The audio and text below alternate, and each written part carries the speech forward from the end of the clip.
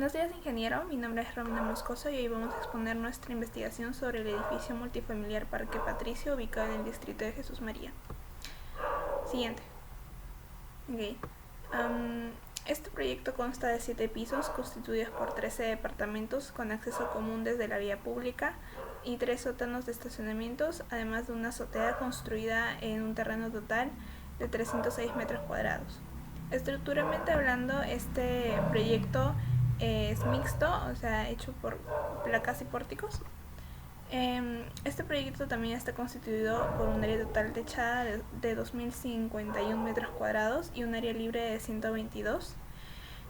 Bueno, el municipio ha otorgado el certificado de parámetros urbanísticos en el cual especifican la altura máxima de edificio de la edificación, el cual es 7 pisos y el retiro frontal exigido de 3 en la calle Estados Unidos. Y bueno, un área libre de 35%. Siguiente. En cuanto a la primera planta, esta es ubicada al más 0.25 del nivel de vereda. Está constituida por el hall de ingreso, la circulación vertical, estacionamientos, terraza, el montacargas vehicular y el departamento número 1, el cual es un flat. Con un área total techada, un área techada de 201 metros cuadrados. Por otra parte, también tenemos las plantas típicas del segundo al séptimo piso, situados en los niveles indicados con respecto al nivel de vereda. Están constituidos por una planta típica que contiene áreas comunes como el hall de ascensores y la escalera de evacuación. Asimismo, contiene dos tipos de departamentos, departamento tipo A y el departamento tipo B. Siguiente.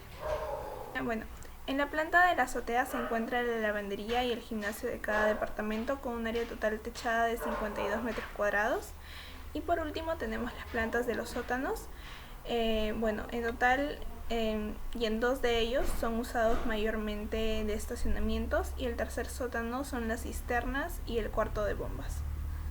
Siguiente. Por último tenemos un corte en donde se puede apreciar más que todo el funcionamiento de las circulaciones verticales, las escaleras que llevan al primer nivel y el ascensor que recorre todas las plantas y las escaleras también de la sección de departamentos del edificio. Yo soy Brenda Arismendis y voy a exponer sobre las condiciones relevantes del estudio de suelos. Como primer punto, tenemos a la obligatoriedad del estudio, que en eso se tomaron en cuenta, al objetivo, a la finalidad, al ámbito de aplicación, las consideraciones generales, la obligatoriedad de los estudios, las cargas a utilizar, la capacidad de carga, el asentamiento, la presión admisible, los suelos no permitidos, los rellenos, el tipo de cimentación y la profundidad de cimentación. Por otro lado, la interacción del suelo-estructura, según la norma E030. Los proyectos, el proyecto nos dice de que esta se encuentra en la zona 3, en donde las zetas va a ser 0.35, según el cuadrito. De igual forma, nos dice que la categoría a la que pertenece es la categoría C, ya que es una edificación de viviendas. En el tipo de suelo es el S1, o sea, de roca o suelo muy rígido. Para el coeficiente de reducción debemos de multiplicar los factores de irregularidad que ya nos han dado por dato, que son 2, con el coeficiente básico de reducción que nos dan también de dato que es de 7 por ser un sistema estructural dual. Luego, para saber el factor de ampliación sísmica, debemos de saber los montos del TP y del TL, que se sacan sabiendo el perfil del suelo. El HM, que como podemos apreciar ahí, esta es la altura del edificio, que sería 18 metros. Y el CT, que sería 60. Entonces, al tener todos estos montos, podemos decir que el factor de ampliación sísmica es de 2.5. En la estimación del peso, nos dicen de que por ser una edificación de categoría C, se tomará el 25% de la carga viva. Al final, al juntar absolutamente todos estos montos, encontraremos que al realizar la ecuación, vamos a poder decir de que la interacción de suelo-estructura es de 0.17 P. Bueno, por otro lado, ahora hablando sobre el trabajo exploratorio de las calicatas, en este proyecto se realizaron 3 calicatas estratégicamente desubicadas dentro del área del estudio con una profundidad máxima de 11 metros con respecto al nivel del terreno. En el cuadro se puede apreciar la profundidad a la cual se extrajeron las muestras de cada calicata.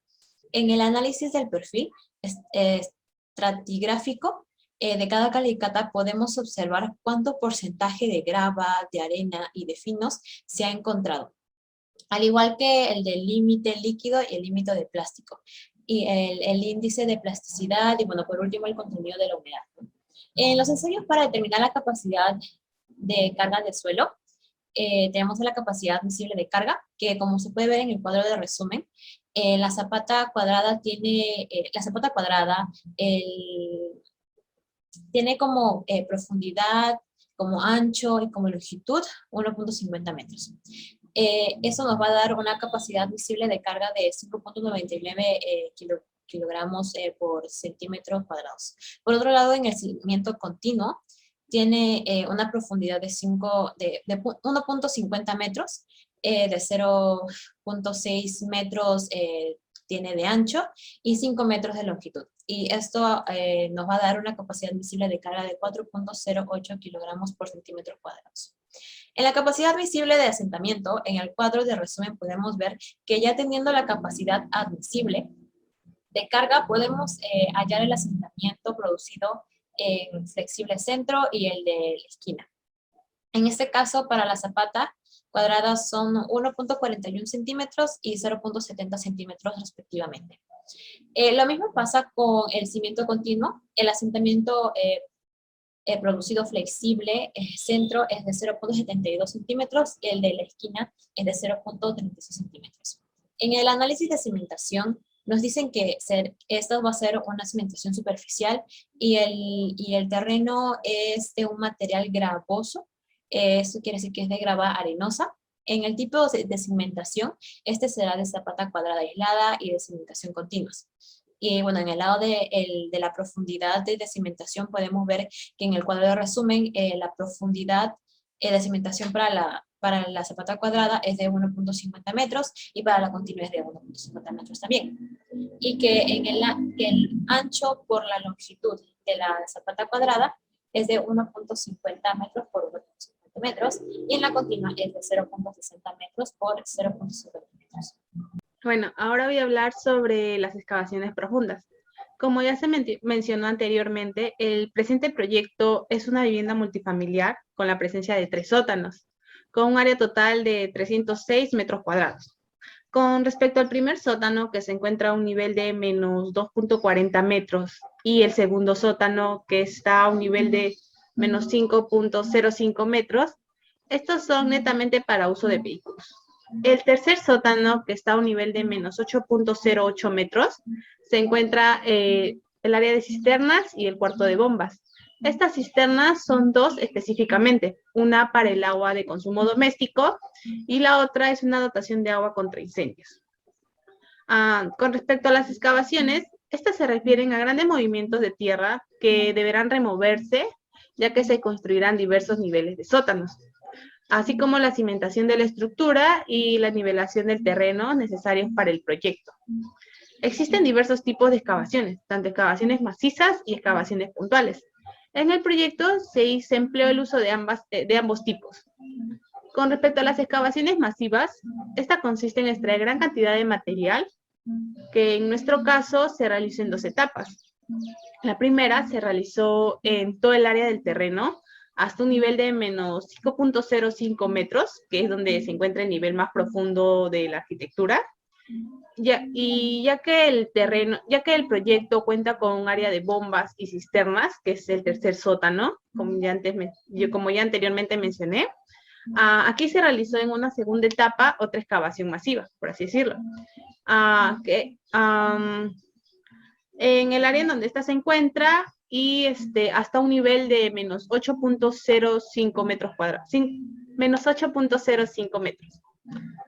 Con respecto a las excavaciones puntuales, estas son excavaciones que se desarrollan a otro nivel y ritmo, a comparación de las excavaciones masivas.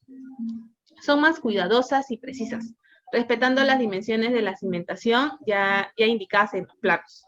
En el proyecto se encuentran tanto zapatas como falsas zapatas, por lo cual se requirió este tipo de excavación, siempre respetando el ancho y la profundidad de estas indicadas en el plano. El equipo a utilizar con respecto a este tipo de excavaciones fue el siguiente. Para la excavación masiva que se requieren equipos de mayor capacidad, se utilizó un cargador frontal. Y para las excavaciones puntuales que requieren equipos de menor cuantía, se emplearon herramientas manuales, como el pico y la pala. Después de haber realizado todas estas excavaciones necesarias para el proyecto, el material excedente debía ser eliminado y transportado fuera de la obra, para lo cual se empleó el uso de volquetes. Eso sería todo con respecto a las excavaciones. Gracias. Mi nombre es Francesca García y ahora le voy a hablar sobre el sistema de sostenimiento propuesto en el proyecto. Primero les voy a hablar sobre algunas características que se toman en cuenta para decidir este sistema. Primero, se tiene, por ejemplo, que es el plano de ubicación del proyecto, en donde las edificaciones vecinas, como se pueden ver, son viviendas unifamiliares de 2 pisos, y en la fachada se tiene lo que es el jirón de Estados Unidos. Con respecto a lo que son los niveles de nuevo edificio, se tiene que en el lindero izquierdo se tienen niveles de piso de menos 5.05 en el segundo sótano de la edificación y de menos 6.30 en la zona del foso de montacargas de vehículos. Y los niveles de cimentación en este eje son de menos 7 y de menos 7.70 respectivamente. Con respecto a lo que es el lindero derecho, se tiene nivel de piso de menos 5.05 y un nivel de fondo de cimentación parecido al anterior, pero que es solo de menos 7. Y en la parte central de la edificación, retirada de los linderos, se tiene un tercer sótano para cisternas y cuarto de bombas con nivel de piso de menos 8.05 y nivel de fondo de cimentación de menos 9.15. Ahora, para el sistema, se utiliza un sistema de muros con anclajes. ¿Pero por qué? Porque para evitar daños en las edificaciones vecinas, así como en la calle, durante las excavaciones para realizar los sótanos de la nueva edificación, se planteó el uso de muros con anclajes temporales a lo largo de todo el perímetro. Ahora, estos anclajes funcionan conteniendo el terreno durante las excavaciones y hasta la construcción de las losas de techo de los sótanos. Una vez construidas estas, las losas van a funcionar como arriostres laterales para los muros y estos trabajan apoyados sobre estas losas ante los efectos de los empujes del terreno. Se ha considerado lo que son muros de 25 centímetros de espesor para los muros que dan hacia los vecinos y hacia la calle. Y en el único caso, hacia la calle donde se tienen muros de 3 sótanos, se ha considerado un espesor de 30 centímetros. Como se puede ver en el plano hacia la izquierda, en el plano de excavaciones, se muestra la planta con la distribución de los anclajes. Y en la parte de abajo también se puede ver los planos que muestran los distintos casos de losas que se apoyan sobre los muros anclados, como son en la planta en la losa maciza, o en la planta en la parte aligerada que es perpendicularmente al muro. Ahora, con respecto también se tiene que considerar que el constructor debe trabajar las excavaciones hacia los vecinos en paños de máximo de 3 metros, de modo que se puede vaciar un muro con aproximadamente 2.5 metros de ancho. Y luego se puede trabajar paños similares dejando terreno entre estos, de manera que se tenga protección frente a lo que son los empujes laterales y a la presión de carga y gravedad de las estructuras vecinas, porque ya tienen 2 pisos y pues la presión que generan también afecta al momento pues de hacer toda esta excavación. Y entonces, finalmente lo que se tiene que la idea es tener paños de 2.5 metros anclados con paños de 2.5 metros sin excavar, en donde luego estos paños que ya han sido anclados van a proceder a excavar los paños alternados y a construir estos segmentos de muros. Pero en estos segmentos no se van a considerar lo que son los anclajes, pues estos se han dispuesto que son cada 5 metros. Bien, entonces, continuando con la lectura de los planos de cimentación, contamos en el lado izquierdo con el plano general del proyecto. el cual pues tiene todos los datos, pero para un mejor entendimiento tenemos este plano central en blanco, ¿no? Que nos va a ayudar a poder entender cómo es de que esta recomendación según el MS de las zapatas aisladas y los cimientos corridos se ven expresados. Para empezar, las zapatas, pues tenemos estas 6 zapatas, las cuales están en amarillo, ¿no? Que están en toda la parte central del proyecto, y que en este caso no están conectadas por vías de cimentación, pero sí tienen conexiones con pues, muros de concreto armado, a excepción de una que ya vamos a ver más adelante, que sí está conectada con una viga de cimentación. Luego tenemos 6 placas también, las cuales son las de rojo, que están en las 4 ahí en el contorno del proyecto, y 2 centrales que justamente también se van a cimentar con esta zapata del medio inferior, ¿no? Luego también tenemos, según el MS, que explica que debería de cimentarse a una profundidad de 1.50 metros debajo del nivel del último sótano, y como dato sabemos que el último sótano es de menos 8.05. Sin embargo, las zapatas pues, no, también se ven que están cimentadas a un NFZ de 9.15 y de 9.25, lo cual a simple vista pues, no está cumpliendo con esta recomendación. Luego también contamos con 11 tipos de columnas distintas, las cuales están alrededor de, digamos, de todo el proyecto, especialmente para las zapatas, que podemos ver ahí que las 4 de arriba son columnas céntricas, y luego para las del bajo, pues hay una que está excéntrica y la que contempla con las 2 placas, que está casi en el medio. Bien, asimismo también contamos con los parámetros sismorresistentes, el cual nos explica de que a pesar de que cuenta con columnas, pues el sistema estructural es de placas de concreto armado, ¿no? Nos muestra también cuáles fueron los factores para definir la fuerza sísmica, y con ellos hallar pues el desplazamiento máximo, que en el lado del eje X ha sido de 1.2 centímetros y en el lado del eje Y de 0.6 centímetros. Bien, es por ello que después acá nos explican un poco el tema de los refuerzos horizontales que se tienen, ¿no? Justamente los encuentros con los muros de estas placas, el cual pues cada uno tiene un recubrimiento especial dependiendo de la distancia, dependiendo del acero, ¿no? Asimismo, pues también contamos con la tabla de recubrimiento, que nos explica de que justamente para el concreto vaciado contra el terreno, ¿no? Va a ser de 8.5, o sea, un recubrimiento bastante grueso.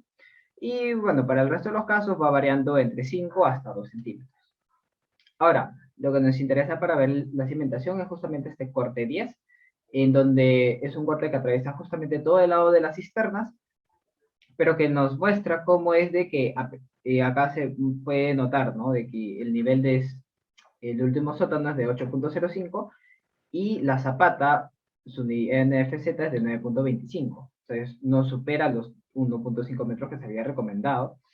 Y pues, bueno, el peralte de la zapata es de 0.70, ¿no? En este caso no cuenta con parrilla. Y en la siguiente imagen se puede ver el tema de cómo se ve la viga de cimentación, que atraviesa justamente desde la zapata inferior aislada, perdón, ya no sería aislada, sino conectada, a la pata del inferior intermedio, ¿no?